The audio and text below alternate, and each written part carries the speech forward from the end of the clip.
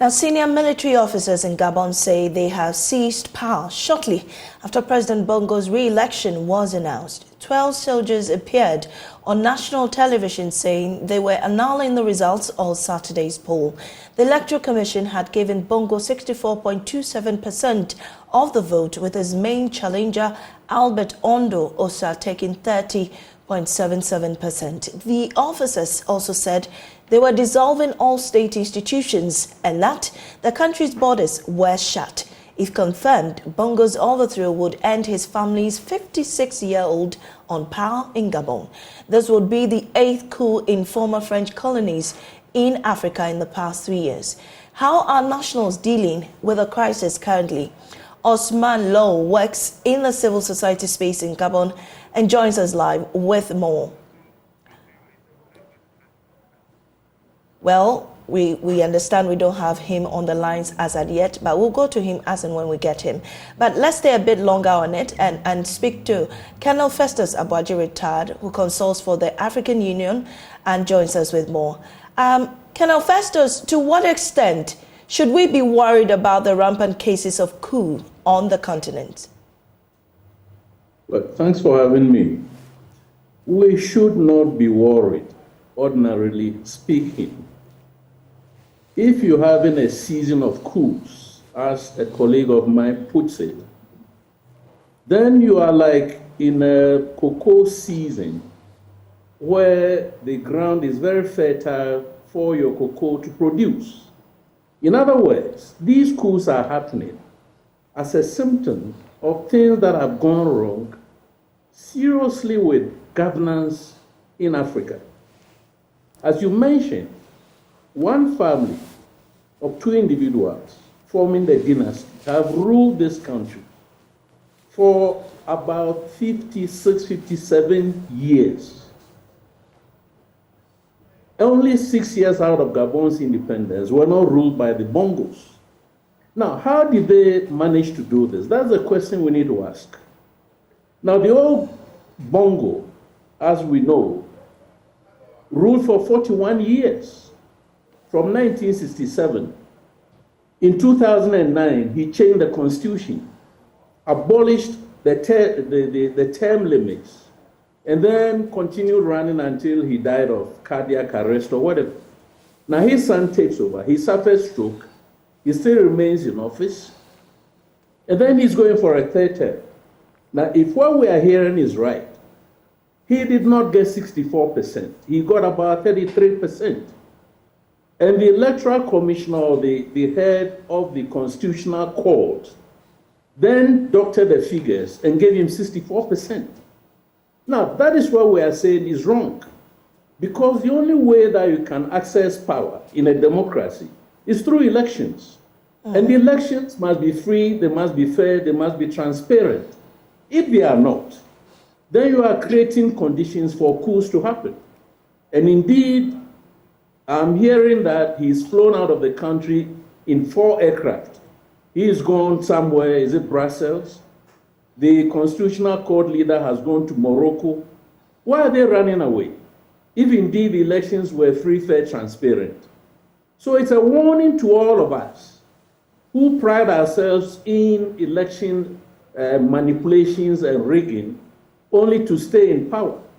We must go to elections feeling confident that the outcomes will reflect the will of the people. And I think the recent spate of coups, where they are connected with elections, whether in Guinea, for instance, or in Gabon, in this case, it's a lesson for all of us. I'm even told, for those who are saying that Bazoum won 55%, that technically Bazoum didn't win 55%. But somebody re-engineered the election outcomes and got him to win 55. So we all need to be careful about this election manipulations, that is becoming so rampant in what we call democracies. Right. Colonel, I mean, indeed, you saying that are you trying to tell us that this gave them little or no chance to organize a coup in this circumstance? No, what I'm trying to suggest is that when you capture the state, its institutions, to the extent that you don't allow sufficient room for political party pluralism, then you are sowing the seeds for a coup. It cannot be that in a democracy that started with a constitution which prescribed 7-year terms for 2 terms, you abolish that and then manipulate the institutions to continue to rule for 41 years. And then after your death, your son takes over. And between 2 individuals from one family, what political scientists call a dynasty, you rule one country for 56, 57 years. That is not a democracy. And that is what the concern is, that what we are calling democracy in Africa must be based on the principles that those who brought democracy to us, abide by. If we are not doing that, then we're creating the conditions for more coups to happen. Of course, election manipulation is only one of the factors. Misgovernance, for instance, not respecting human rights, abusing human rights, throwing people in jail, suppressing the opposition, causing them to flee, and so on and so forth. These are all factors that, contribute to coups. All right. And before you go, you consult with the AU. How is the AU responding to these crises ongoing on the African continent?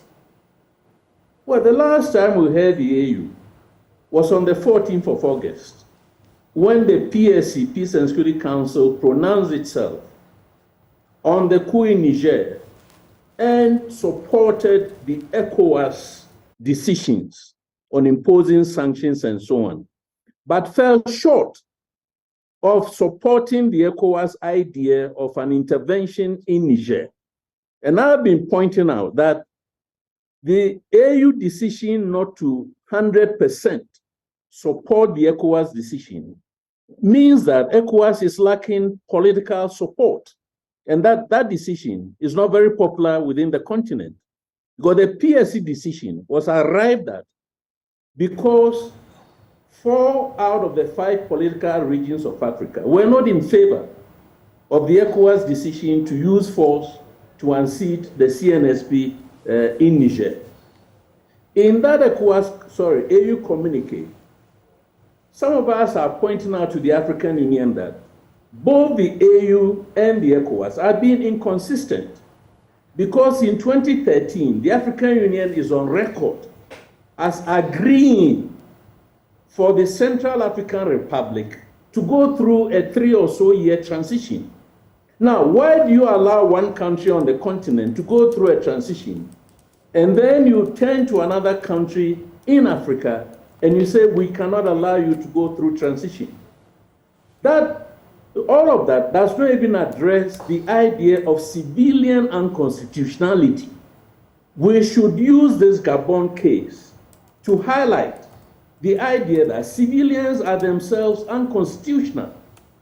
It's not only the military, and we must look at the 2 sides of the debate all the time, so that civilians don't think that they are beyond reproach, they are not accountable to anybody, and that they can rule their respective countries the way they want.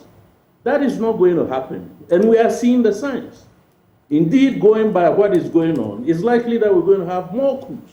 So you and I know that African countries are not being governed, the way that democracy should be governed. And that is where the concern must be. We should not worry about the soldiers. We should worry about the civilians who abuse power. And once we address the abuse of power on the part of civilian leaders, coups probably will be a thing of the past. Until then, I'm afraid that is not going to be the case. Right. We're grateful for your time. Colonel Festus Abuaje retired.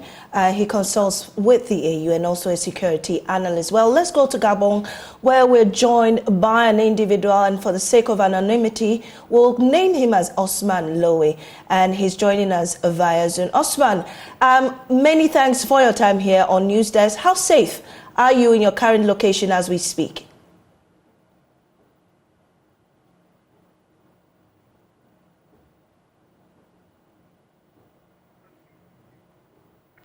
Kindly unmute and speak to us.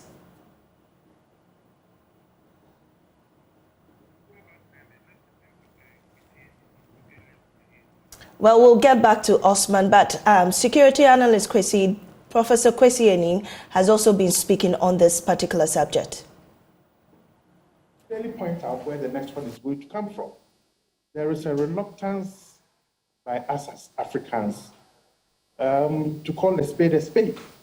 When you have forms of governance that are corrupt, competent, that seeks to basically just hang on to power, you create the fundamentals or the foundation for these changes to take place. Gabon is a very interesting 56 years in power by the same family, a president who was so disastrously sick and unwell that he could barely walk.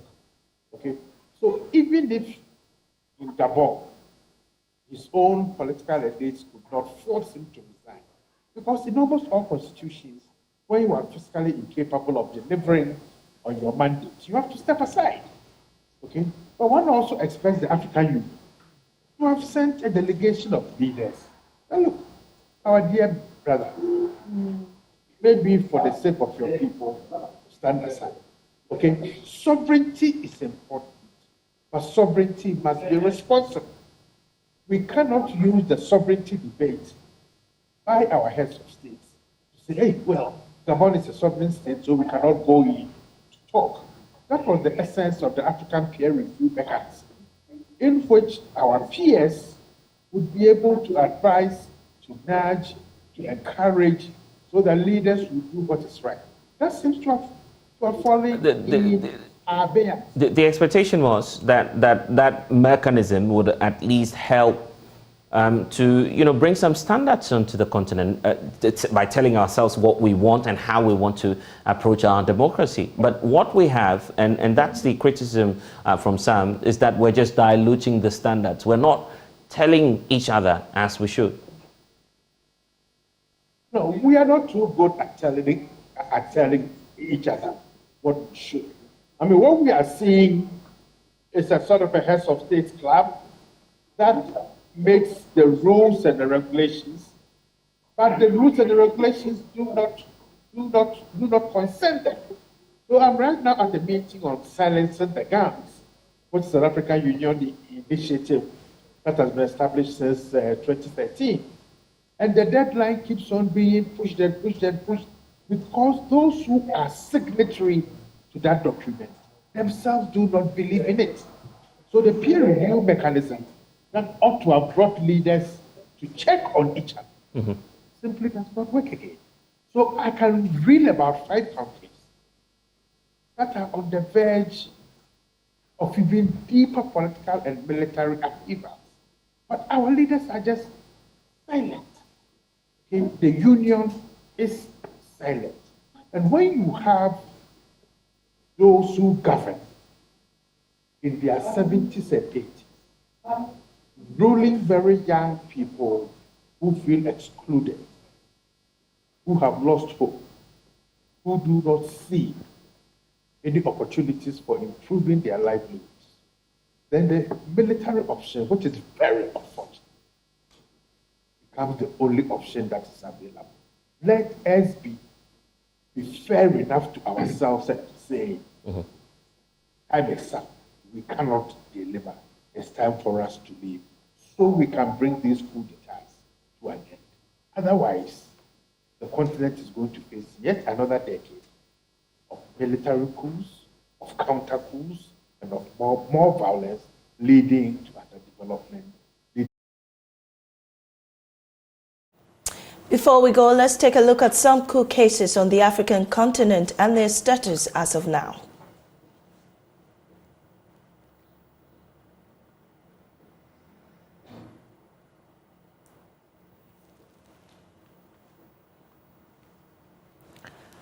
So in Africa, if you look at the map that we have right now, we have 10 coups that have happened, successful coups. Those are those in the red.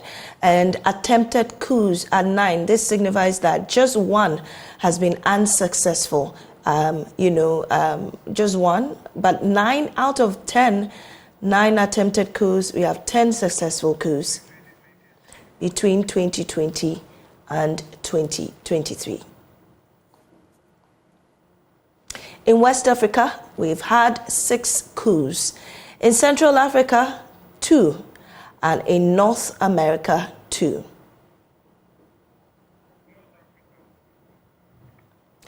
So we have West Africa, 6 coups, as in successful coups in West Africa. And in Central Africa, we've had 2 successful coups. And in North Africa, 2 successful coups between 2020 and 2023. Now on your screen, we have countries and the dates in which these coups took place. And so in Gabon on August 23, that is what we're currently talking about.